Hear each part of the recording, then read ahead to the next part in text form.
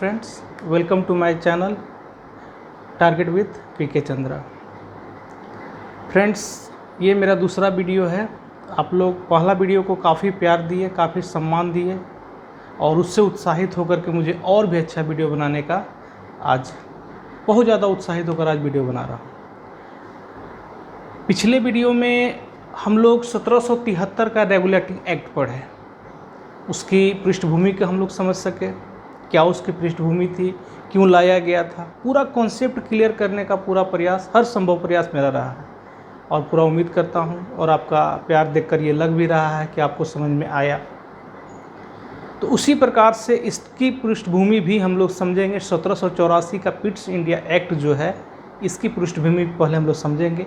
लाया क्यों गया, इसका नामकरण कैसे हुआ, ये सारा कुछ पहले हम लोग समझ लेंगे। तो इसको समझने के लिए पहले हमको थोड़ा सा बैक में हम लोग को जाना पड़ेगा। फ्रेंड्स, हम लोग देखे थे कि 1773 के रेगुलेटिंग एक्ट के तहत 1774 में एक सुप्रीम कोर्ट की स्थापना हुई थी और इस 1773 के एक्ट के तहत ही बंगाल के गवर्नर को गवर्नर जनरल का पद दे दिया गया था, यानी उसके अधिकार क्षेत्र बढ़ा दिए गए। अब मद्रास और बम्बई के क्षेत्र भी उसके अधिकार क्षेत्र में आ गए थे। तो गवर्नर जनरल के लिए एक बड़ा कार्य हो गया था, एक बृहद कार्य हो गया था, क्योंकि उसके अधिकार क्षेत्र बढ़ गए थे। तो चूँकि उसके अधिकार क्षेत्र बढ़ गए थे तो उसके कार्यों में सहायता के लिए एक 4 सदस्यीय कार्यकारिणी परिषद का गठन किया गया था, जिसका मेन प्रमुख कार्य यही था कि आप गवर्नर जनरल के कार्यों में सहायता करें, उनकी मदद करें। तो ये कार्यकारिणी परिषद में कौन कौन से सदस्य थे हम लोग देख लेते हैं। कौन थे जो गवर्नर जनरल के सहायता के लिए बनाए गए थे, और उसके बाद देखते हैं कि इन्हीं लोगों ने कैसे आगे चल कर के प्रॉब्लम क्रिएट किया। तो सबसे पहले देख लेते हैं कि गवर्नर जनरल की मदद के लिए कौन कौन से सदस्य थे।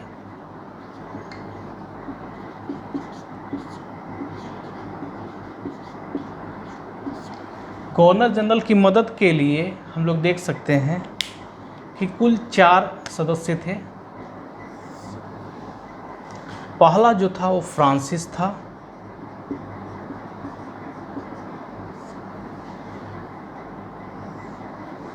दूसरा हम लोग देख सकते हैं मानसन था,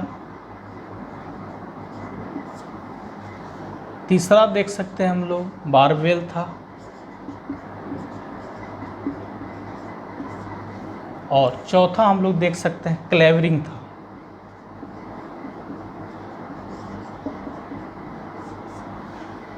तो फ्रेंड्स, ये चारों जो हैं कार्यकारिणी परिषद के काउंसिल के ये सदस्य थे। इनकी नियुक्ति इसीलिए की गई थी ताकि आप गवर्नर जनरल की मदद कर सके, उनके कार्यों में सहायता कर सके, इस पर ज़्यादा लोड ना आए, क्योंकि इसके अधिकार क्षेत्र बढ़ा दिए गए हैं।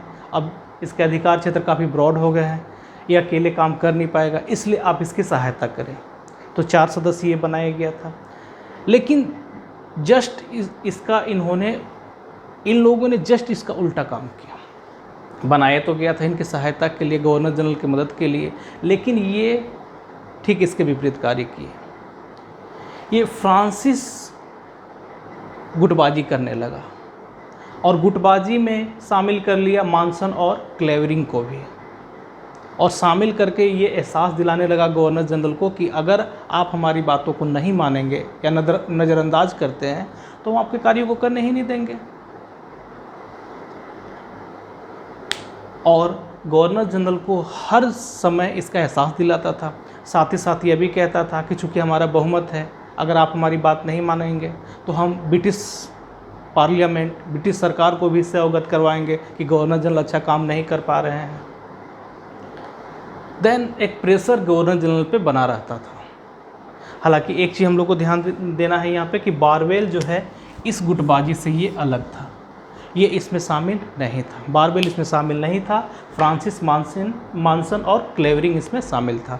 जहाँ फ्रांसिस इसका लीडिंग कर रहा था, मानसन और क्लेवरिंग इसके साथ दे रहे थे। तो गवर्नर जनरल के लिए काम करना काफ़ी मुश्किल हो गया। एक तो उसके क्षेत्र बढ़ा दिए गए, दूसरे की जो उसके सहयोगी थे वही अड़ंगा खड़ा करने लगे। दूसरी चीज़ और है कि हम लोग को पता है कि 1773 का रेगुलेटिंग एक्ट के तहत ही 1774 में सुप्रीम कोर्ट की एक स्थापना की गई थी। तो सुप्रीम कोर्ट जो है उसमें एक मुख्य न्यायाधीश था, 3 अन्य न्यायाधीश थे। हम लोग को पता है कि जो मुख्य न्यायाधीश था उसका नाम था एलिजा इम्पे। इम्पे और गवर्नर जनरल जो तत्कालीन था उस समय वारेन हेस्टिंग्स, जो बंगाल का पहला गवर्नर जनरल बना, दोनों के बीच व्यक्तिगत मतभेद थे। दोनों का एक दूसरे से अच्छा नहीं बनता था और इस मतभेद ने झगड़ा का भी रूप ले लिया। बहुत बार ऐसा देखा गया कि जब वारेन हेस्टिंग्स किसी काम को अंजाम दे रहा हो तो उस पर न्यायिक प्रक्रिया का प्रयोग करके इम्पे ने उसको रोक दिया, जबकि बहुत बार ऐसा हुआ कि कोई काम इम्पे कर रहा है तो उसको गवर्नर जनरल रोका। तो इन दोनों का टकराव जो है कहीं ना कहीं कंपनी के लिए काफ़ी मुश्किल खड़ा कर रहा था। कंपनी के लिए या फिर कहिए कि ब्रिटिश सरकार के लिए भी काफ़ी मुश्किलें खड़ा कर रहा था। तो इसी समय फिर इनका टकराव अगर आपको समझना है कि टकराव कैसा था तो हम लोग सिंपल लैंग्वेज में समझ सकते हैं कि टकराव एक बचपना की भांति था। दोनों बचपना कर रहे थे।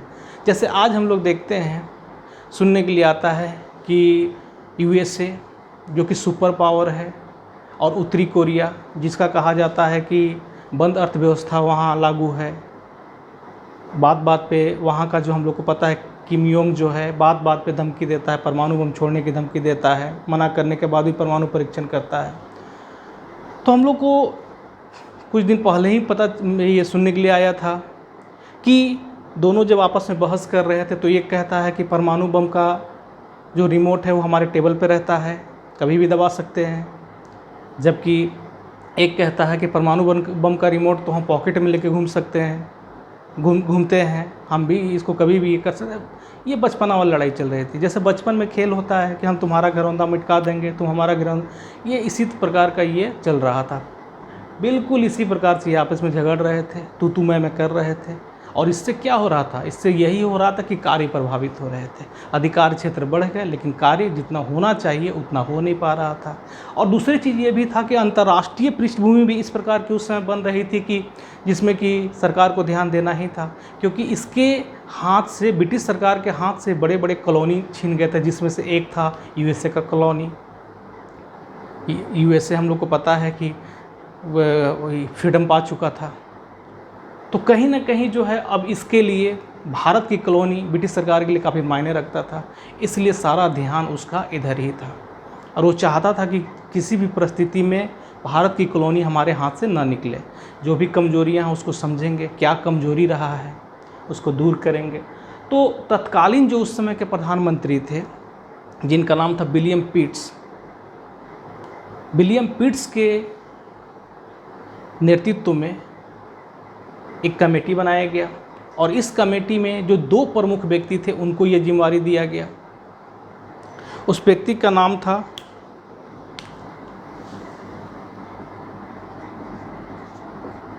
डुंडास और फॉक्स।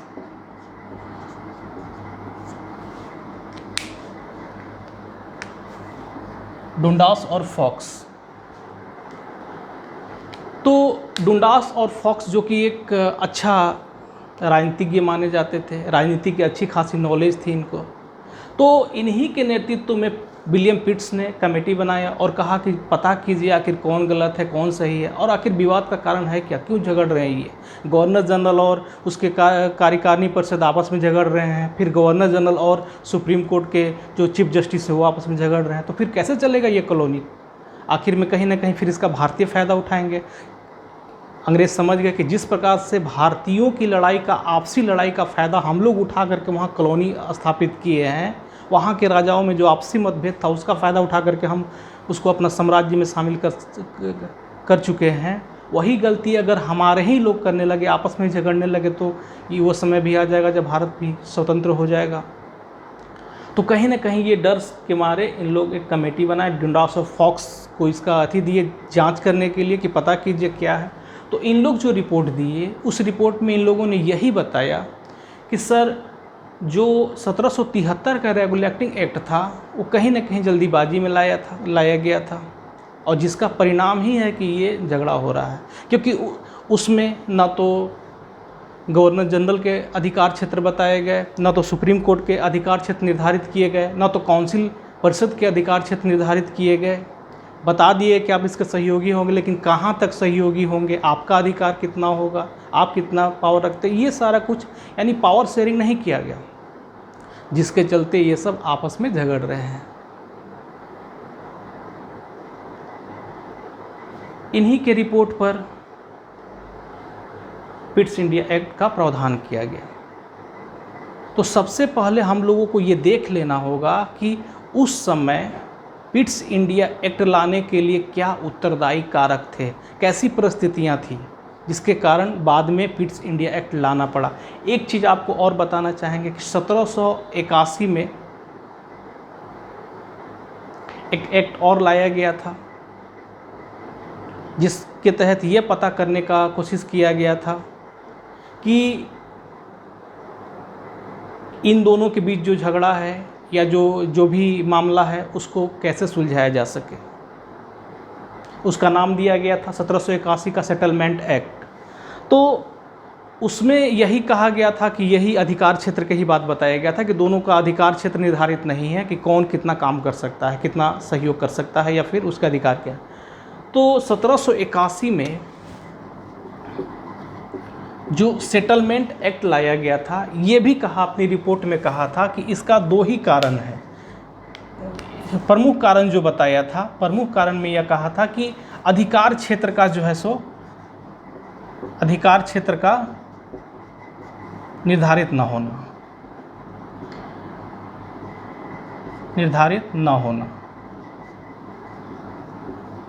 ये इसमें प्रमुख बताया गया था कि अधिकार क्षेत्र का निर्धारित न होना, ये प्रमुख बात इसमें रखा गया था, यही दिया था। तो फिर वहाँ पे यही कहा गया था कि अधिकार क्षेत्र का आप निर्धारण करें, यानी कि आप बता दें यहाँ पे कि गवर्नर जनरल के अधिकार क्षेत्र कितने हैं, गवर्नर जनरल के अधिकार क्षेत्र कितने हैं और एससी के अधिकार क्षेत्र कितने हैं, और किसके एक दूसरे के कार्य में हस्तक्षेप से दूर रखा जाए, ऐसा सेटलमेंट किया जाए। 1781 का सेटलमेंट एक्ट में यही प्रावधान किया गया था।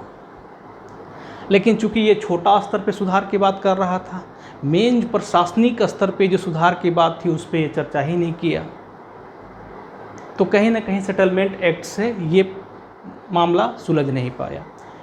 यही कारण है कि 1784 में पिट्स इंडिया एक्ट लाया गया। तो 1784 के पिट्स इंडिया एक्ट लाने से पहले क्या ऐसा उत्तरदायी कारक था, पहले हम लोग इसको समझेंगे। उसके बाद देखते हैं कि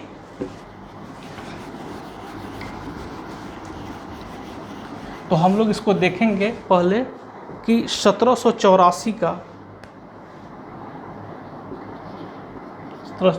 का पिट्स इंडिया एक्ट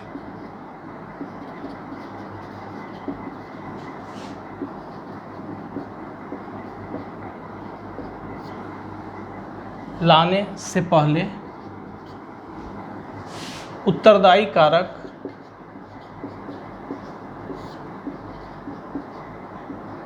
उत्तरदायी परिस्थितियां कैसी थी,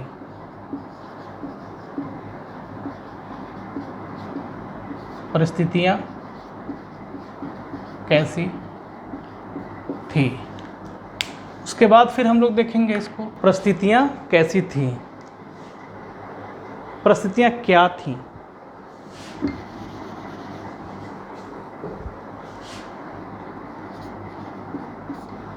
क्या थी, क्या क्या परिस्थिति था, हम लोग देख लेते हैं।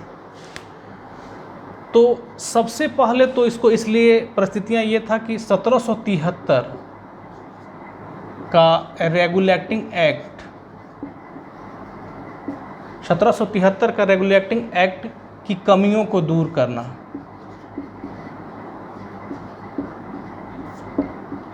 कमियों को दूर करना था।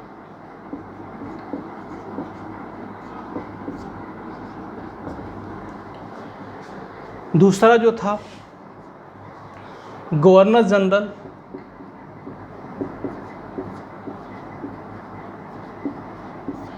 जनरल के अधिकार क्षेत्र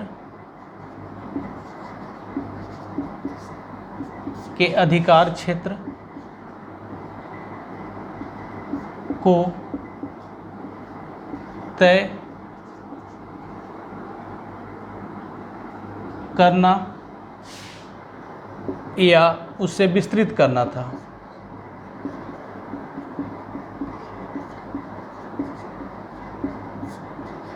विस्तृत करना था।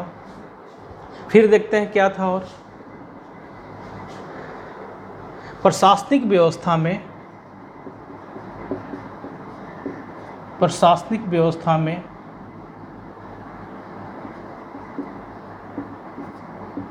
में सुधार लाना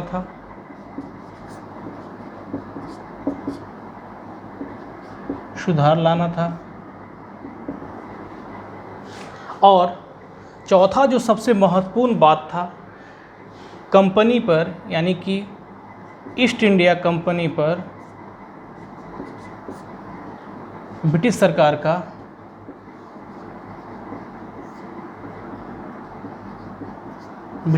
का प्रभाव और बढ़ाना था।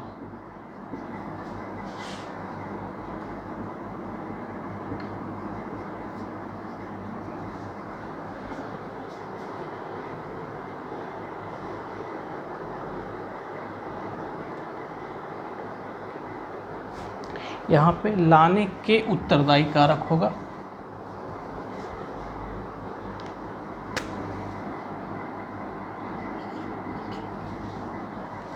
लाने के लिए उत्तरदायी कारक होगा। तो 1784 का पिट्स इंडिया एक्ट लाने के लिए जो उत्तरदायी परिस्थितियाँ बनी थी, परिस्थितियाँ क्या थी कि आखिर लाया गया, वो परिस्थितियाँ ये 4 प्रमुख बिंदुओं के रूप में हम लोग देख सकते हैं। पहला 1773 के रेगुलेटिंग एक्ट की कमियों को दूर करना था। हम लोग को पता है कि 1773 के रेगुलेटिंग एक्ट में बहुत सारी खामी रह गई थी, जैसे कि अभी हम लोग चर्चा कर चुके हैं इसका। दूसरा सबसे गवर्नर जनरल के अधिकार क्षेत्र को तय करना था। इसके अधिकार क्षेत्र को बढ़ा दिया गया। आगे हम लोग महत्व देखेंगे, जब पिट्स इंडिया एक्ट पढ़ेंगे तो इसके जो प्रमुख बिंदु होंगे, क्या क्या प्रावधान किए गए, तब हम लोग देखेंगे। इसको वोटिंग का अधिकार भी मिलेगा, आगे चल करके देखेंगे हम लोग। तीसरा, प्रशासनिक व्यवस्था में सुधार लाना था। जो उस समय की जो व्यवस्था थी, परिस्थितियाँ थी, उसमें देखा गया कि यहाँ की प्रशासनिक व्यवस्था काफ़ी डल है, इसमें सुधार लाना ही पड़ेगा। और चौथा, ईस्ट इंडिया कंपनी ब्रिटिश सरकार पर अपना क्या करना चाहती थी, प्रभाव और ज़्यादा प्रभाव बढ़ाना चाहती थी, क्योंकि इसको लगने लगा था कि ज़्यादा उसको फ्रीडम मिल गया है, कहीं ना कहीं जो है सो रिमोट अपने हाथ में ही रखना पड़ेगा। ये 4 प्रमुख परिस्थितियाँ थी। तो अब आगे हम लोग देखेंगे कि 1784 का जो पिट्स इंडिया एक्ट है, उसमें क्या क्या प्रमुख प्रावधान किए गए थे।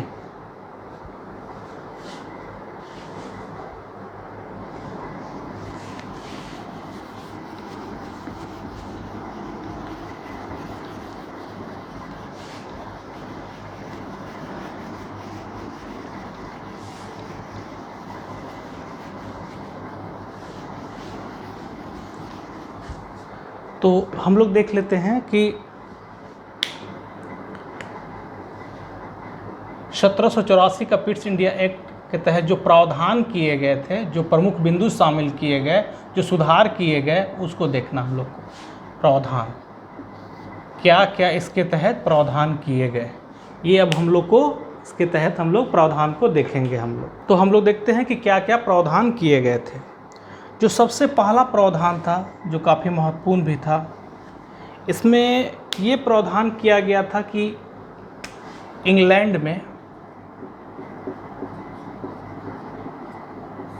में board of controller BOC, board of controller की स्थापना की गई।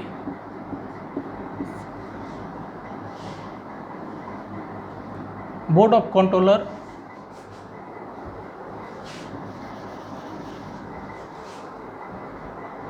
की नियुक्ति की गई। इसमें कुल 6 सदस्य थे।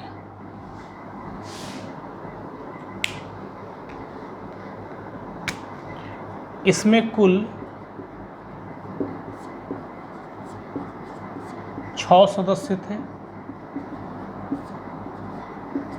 6 6 सदस्य थे। इसका सबसे प्रमुख कार्य यही था कि कंपनी के कार्यों पर निगरानी रखना था। यानी कंपनी, यानी कि ईस्ट इंडिया कंपनी अब इसी के दिशा निर्देश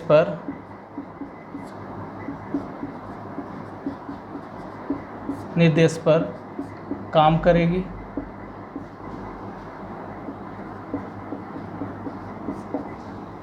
लेकिन इसकी जो सबसे बड़ा डिमेरिट था, ये डिमेरिट ये था कि इन 6 सदस्यों का वेतन जो है भारतीय राजस्व से देने का प्रावधान किया गया। इन सभी सदस्यों को वेतन देने का प्रावधान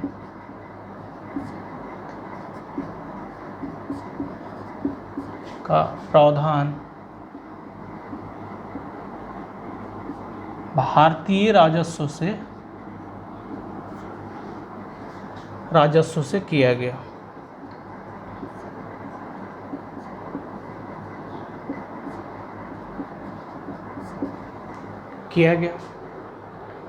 तो इंग्लैंड में एक बोर्ड ऑफ कंट्रोलर की नियुक्ति की गई जो काफ़ी पावरफुल था।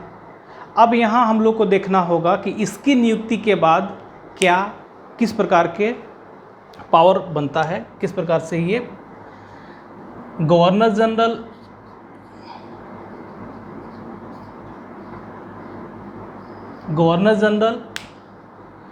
उसके ऊपर जो है रहेगा संचालन कमेटी।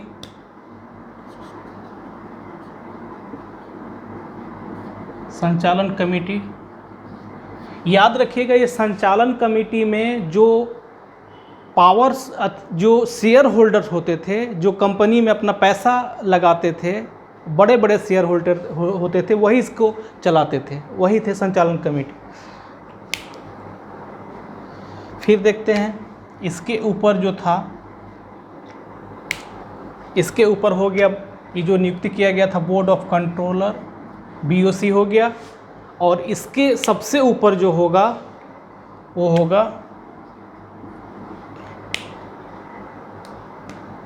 वो हो जाएगा ब्रिटिश सरकार।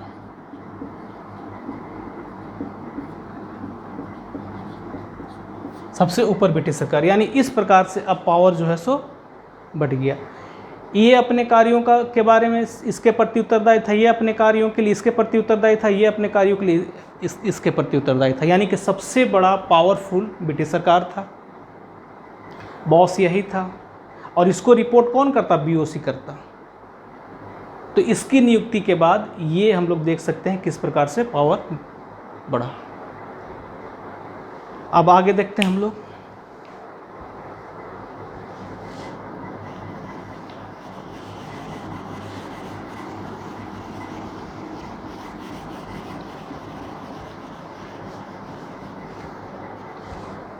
दूसरा जो प्रमुख प्रावधान किया गया,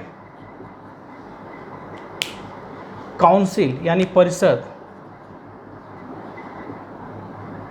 काउंसिल यानी कि परिषद, जो कि गवर्नर जनरल के कार्यों में सहायता के लिए जिसकी नियुक्ति की गई थी। काउंसिल के सदस्यों की संख्या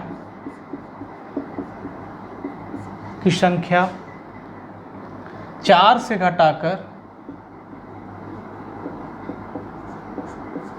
घटाकर 3 कर दिया गया, ताकि गुटबाजी कम हो सके और गवर्नर जनरल के कार्यों में हस्तक्षेप कम से कम हो सके। फिर गवर्नर जनरल को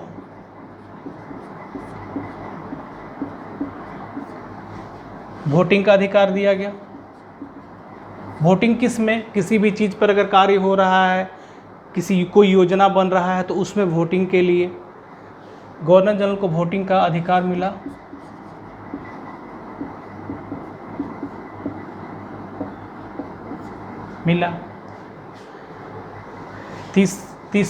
नेक्स्ट जो पॉइंट होगा, आगे जो देखते हैं हम लोग,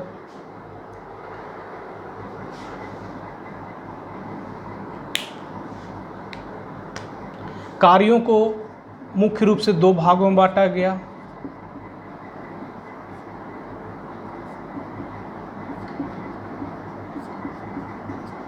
से दो भागों में बांटा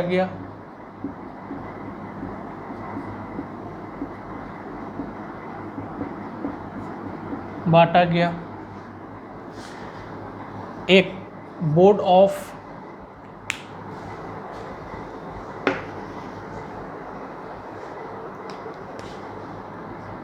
ऑफ डायरेक्टर्स, इसको जो कार्य दिया गया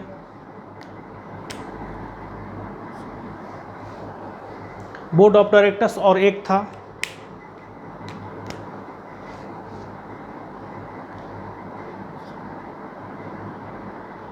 कोर्ट ऑफ डायरेक्टर्स।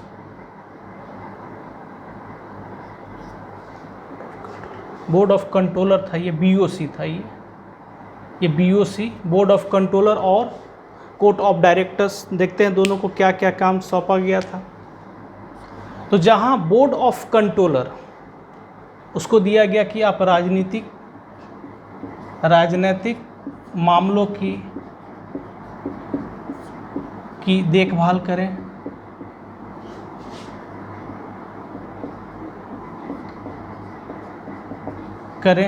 वही कोर्ट ऑफ डायरेक्टर्स को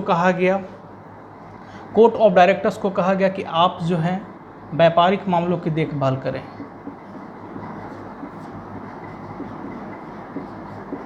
व्यापारिक मामलों की देखभाल करें।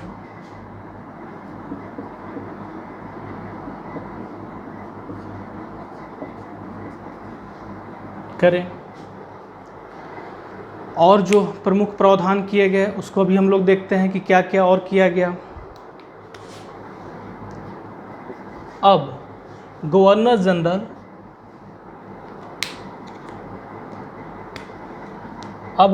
जनरल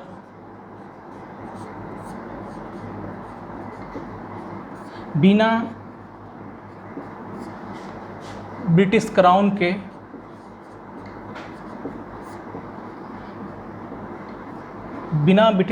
के आदेश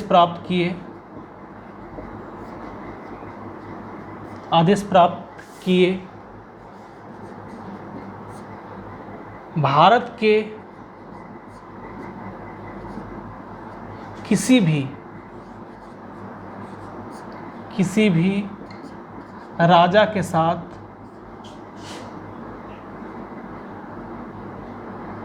साथ न तो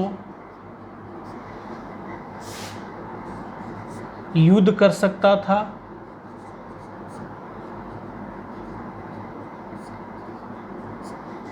और न ही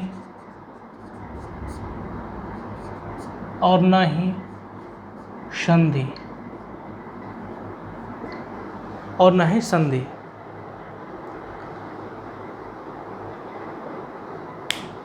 और देखते हैं कि क्या क्या प्रमुख प्रावधान किए गए थे, उसको भी हम लोग देख लेते हैं।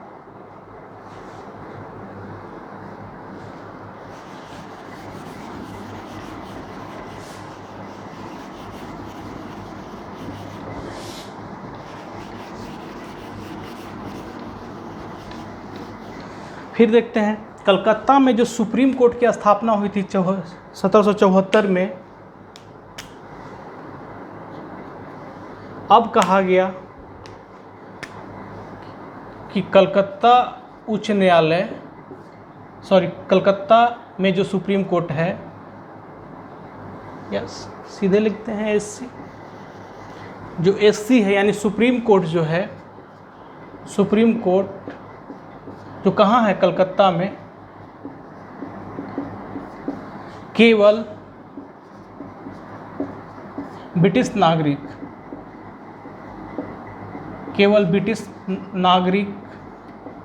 नागरिकों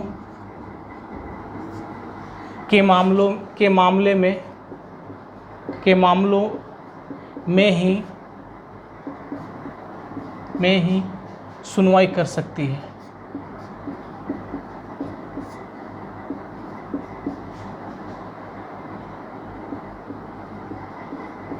शक्ति है। और जो प्रावधान किए गए देखते हैं उसको।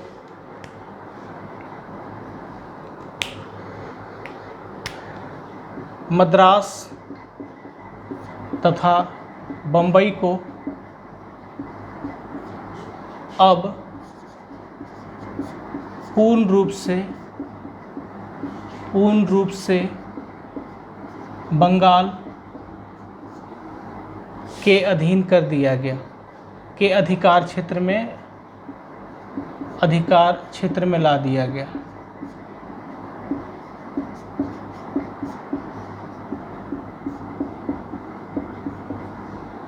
और देखते हैं क्या प्रावधान किया गया। और प्रावधान किया गया कि मद्रास तथा बम्बई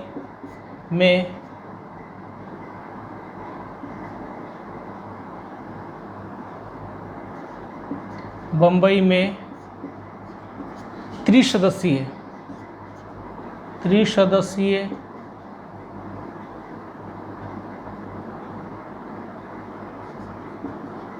त्रिसदस्यीय परिषद का गठन किया गया।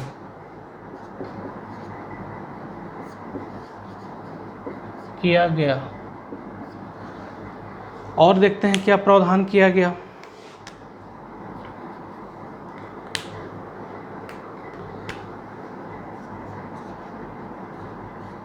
गवर्नर जनरल के परिषद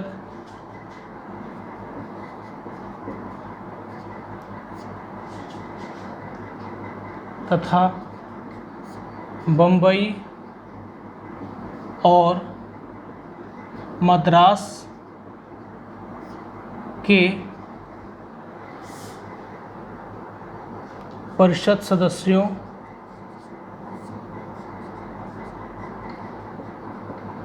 सदस्यों की नियुक्ति के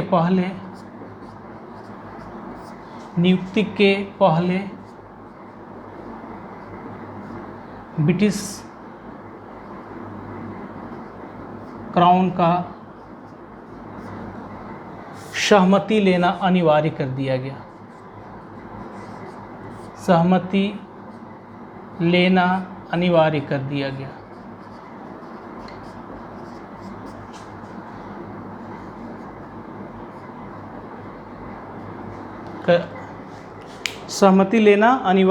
दिया गया। और देखते हैं और क्या प्रावधान किया गया। इसको आप लोग लिखते चलें, न सिर्फ पीटी के लिए बल्कि मेंस के लिए भी काम ये आएगा। अगर आप पूरे प्रावधान को जानते हैं तो क्वेश्चन बनता है 1784 के पिट्स इंडिया एक्ट के प्रमुख प्रावधानों को बताएं, क्या क्या प्रावधान किया गया था उसको बताना होता है।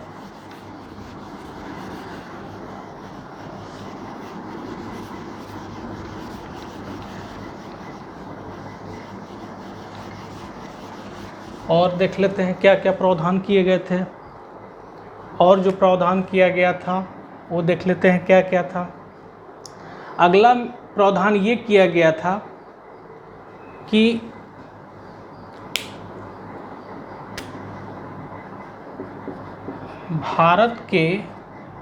भारत में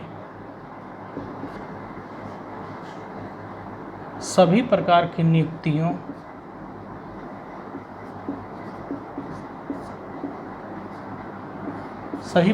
नियुक्तियों के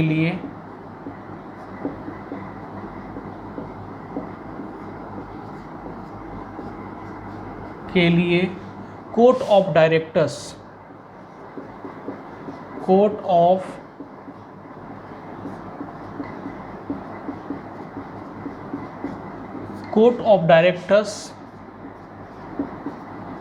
को उत्तरदायी बनाया गया।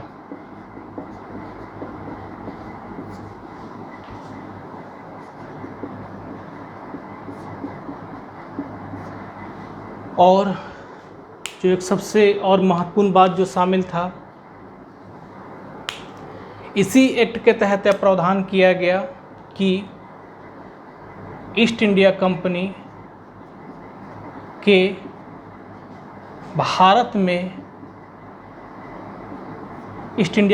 भारत में जितने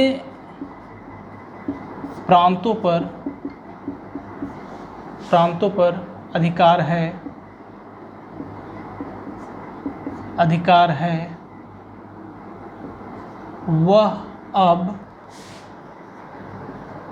ब्रिटिश राज कहलाएगा। ब्रिटिश राज्य कहलाएगा। तो फ्रेंड्स, यही थे प्रमुख प्रावधान। आप इसको देख सकते हैं, थोड़ा बड़ा ज़रूर है, लेकिन इसको आपको पीटी और मेंस दोनों को ध्यान में रख करके पढ़ाया जा रहा है। एक बार बस बढ़िया से कर लेते हैं। ऐसे भी कहा जाता है कम कभी नहीं पढ़ना चाहिए, ज़्यादा पढ़िए और हमेशा ही आप सुरक्षित रहेंगे। इसलिए सारे फैक्ट्स को, सारे तथ्य को, जो महत्वपूर्ण तथ्य थे आपके सामने रखने का प्रयास किया गया है। और मुझे पूरा विश्वास है कि आगे आने वाली भावी एग्ज़ाम में, सभी एग्ज़ाम में आपको फ़ायदा इसका ज़रूर मिलेगा।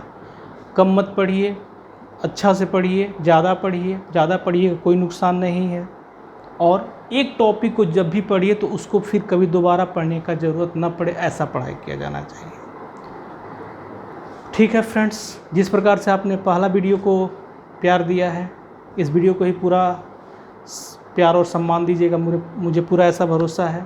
और मिलते हैं नेक्स्ट वीडियो में। Thanks for watching.